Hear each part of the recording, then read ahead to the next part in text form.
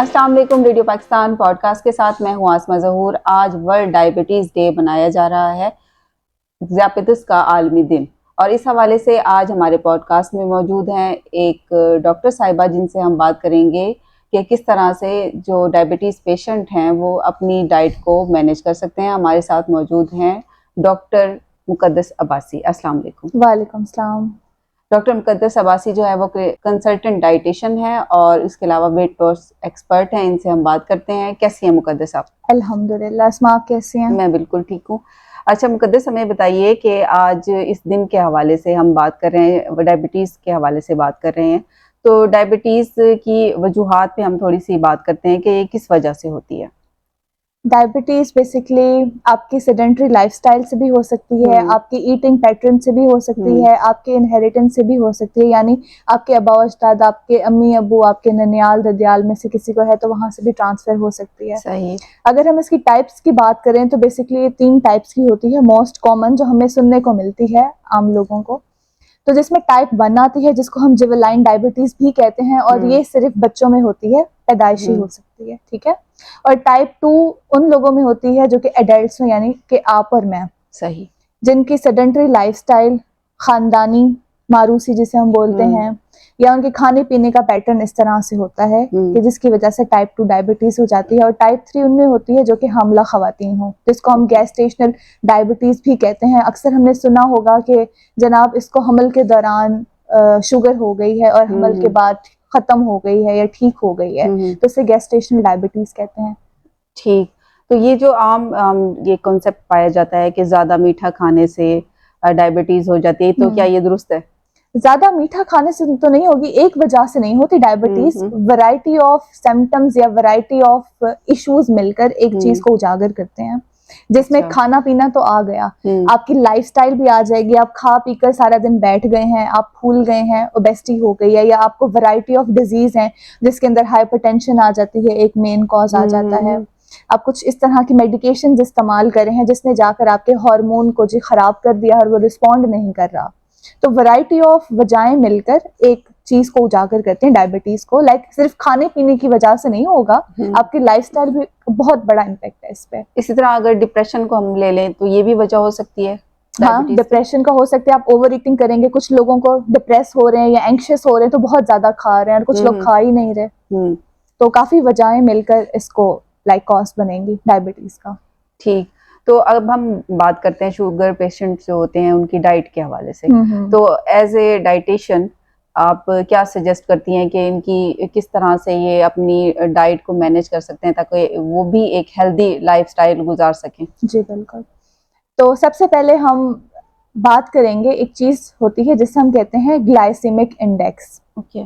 Glycaemic index में आम ज़बान में अगर हम बात करें तो खाने पीने के अंदर जो हम आम कोई चीज़ खा रहे हैं, मिसाल के तौर पे आप केला हम देख लें जी। खाने में तो इतना मीठा नहीं होता, लेकिन इसका ग्लाइसेमिक इंडेक्स बहुत ज़्यादा होता है।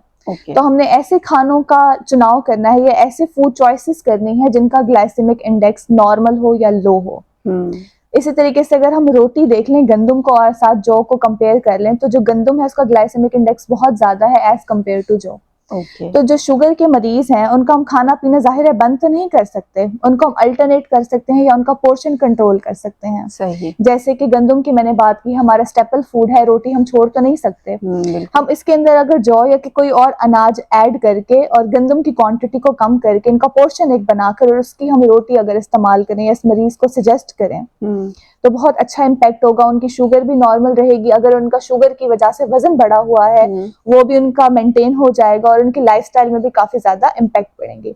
इसी तरीके से हम बात करते हैं कि शुगर के मरीज अक्सर कहते हैं कि हमारे हाथ पांव बहुत ज्यादा सुन्न हो जाते हैं, तो खाली डाइट का रोल नहीं होता, इसमें डाइटरी सप्लीमेंट्स, मल्टी विटामिन और मल्टी मिनरल्स भी आ जाती हैं। सही। मरीज अक्सर कहते हैं कि हमारे हाथ पांव बहुत ज्यादा सुन्न हो गए हैं और अगर हम कुछ काटें या कुछ लग जाए तो हमें महसूस नहीं होता। बेसिकली इसे हम कहते हैं डायबिटिक नेफ्रोपैथी। इसमें क्या हो जाता है कि जब आपके जिस्म के अंदर, ब्लड के अंदर शुगर का लेवल बहुत ज्यादा हो जाता है तो आपकी जो नर्व्स होती हैं वो डिस्ट्रॉय हो जाती हैं ज्यादा शुगर की वजह से, और इस वजह से आपको नमनेस यानी आपको सुन्न होना महसूस होता है और हाथ और पाँव के। तो आपकी जो डाइट है, मतलब जो खुराक आप ले रहे हैं, उसके साथ साथ आपको डाइटरी सप्लीमेंट की भी बहुत ज़्यादा ज़रूरत होती है। सही। तो सर्टेन कुछ मिनरल्स और विटामिन ऐसे होते हैं कि मरीजों को देना बहुत ज़्यादा ज़रूरी होते हैं। तो ऐसे कोई जो मरीज हैं वो आपके पास आते हैं अपनी डाइट के हवाले से, तो आप जो है अगर रोज़मर्रा ज़िंदगी की उनकी बात की जाए तो उस हवाले से आप उनको क्या सजेस्ट करती हैं? वैसे तो diet plan patient to patient vary करता है, उनके हाइट, वेट, एज और उनकी क्या मेडिकल हिस्ट्री है उससे वेरी करता है। लेकिन अगर हम एक स्टैंडर्ड डाइट प्लान की बात करें कि जो हर शुगर का मरीज एक स्टैंडर्ड इस्तेमाल कर सकता है, वो मैं बताती चलूंगी कि सबसे पहले आप अपने जो खाने की रूटीन है उसको चेंज करें। लाइक आप 3 टाइम खाना खा रहे हैं तो उसको 6 मील्स में डिवाइड कर दें। ठीक है, खाने की डिवीजन आ गई। उसके बाद हम बात करेंगे कि आपने अपने रोजमर्रा की जिंदगी में लाइक पूरे दिन के अंदर 30 मिनट जरूर अपनी वर्जिश को दें। सही हो गया। डाइट में सुबह नहार मुंह आप इसबगोल के अंदर पानी का इस्तेमाल करें, 1 गिलास पानी के अंदर 2 से 1 चम्मच इसबगोल का। उसके बाद आप एक फल का इस्तेमाल कर सकते हैं जिसमें सेब आता है। आप उसको खाकर आप वॉक पे जाएं, 5 मिनट 10 मिनट की खुली फिजा में वॉक करें। ज्यादा भागम भागी नहीं करनी, आपने वॉक करनी है, चहलकदमी करनी है। नाश्ता हम अमूमन 8 से 9 बजे के दरमियान करें, जिसमें हम गंदम और जौ के आटे को मिक्स करके उसकी एक स्टैंडर्ड साइज की रोटी बना सकते हैं। साथ एक अंडा इसका इस्तेमाल कर सकते हैं या 1 कप दही का इस्तेमाल कर सकते हैं।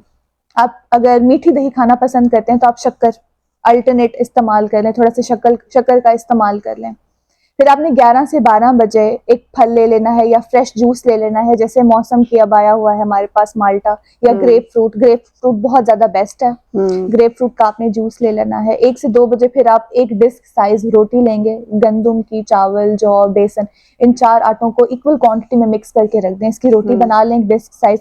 साथ जो भी आपके घर का सालन बना हुआ है, कम नमक मिर्च और घी वाला, सही, तो सालन का इस्तेमाल कर लें। साथ थोड़ी सी दही ले लें। फिर आपने 3 से 4 बजे के दरमियान अगर ग्रीन टी लेनी है तो आप ग्रीन टी ले सकते हैं। चाय लेना है तो चाय के साथ कोई भी आप वीटेबल बिस्किट ले लें। ठीक है, उसके बाद अब रात के खाने का जब टाइम आएगा तब भी आपने इसी तरीके से करना है कि एक रोटी के साथ कोई भी सालन का इस्तेमाल कर लेना और चहलकदमी अपनी जिंदगी में रोजमर्रा के रूटीन में इसको लाजमी ऐड करना है। तो एक स्टैंडर्ड डाइट प्लान था जिसमें पोर्शन हमने कंट्रोल किए हुए हैं और कोई भी नॉर्मल लाइक जिनकी जो शुगर है वो 200 रैंडम के बीच में रहती है, 200 से ऊपर नहीं जाती और 150 से नीचे नहीं आती, ठीक हो गया, या 220 230 तक चली जाती है, तो वो मरीज इस प्लान को इस्तेमाल कर सकते हैं। ठीक हो गया, सही। और जिनकी ऊपर चली जाती है तो उनके लिए आप उनके लिए उनको चाहिए कि वो क्लिनिक पे आए, हम उनकी सारी हिस्ट्री देखेंगे, उनका वेट, हाइट और उनकी हम रिकॉर्ड देखेंगे, उनका BSR, रैंडम शुगर कितने अरसे से कितनी रह रही है, उनका सारे रिकॉर्ड देखने के बाद हम उनको प्लान सजेस्ट करेंगे। मकसद कहने का ये है कि अगर आप डायबिटीज़ पेशेंट हैं तो आप अपनी डाइट के ज़रिए ही एक हेल्दी लाइफस्टाइल गुजार सकते हैं। ये नहीं कि आप जो है फिर सिर्फ यही सोचकर बैठ जाएं कि बस मैं एक डायबिटीज़ पेशेंट हूँ तो मेरे पे हर चीज़ जो है वो खाना पीना बंद हो गया। ऐसा बिल्कुल भी नहीं है। आज 14 नवंबर आप सब जानते हैं ज़ियाबतुस का आलमी दिन मनाया जा रहा है और एक्सेस टू डायबिटीज़ केयर ये इस साल का थीम है। हमारे साथ मौजूद थी डॉक्टर मुकद्दस अब्बासी। इन्होंने डायबिटीज़ पेशेंट की डाइट के हवाले से बड़ी ही इंफॉर्मेटिव बातें की। आपसे मिलकर बहुत अच्छा लगा। आप रेडियो पाकिस्तान पॉडकास्ट में तशरीफ़ लाई, आपके आने का बहुत शुक्रिया।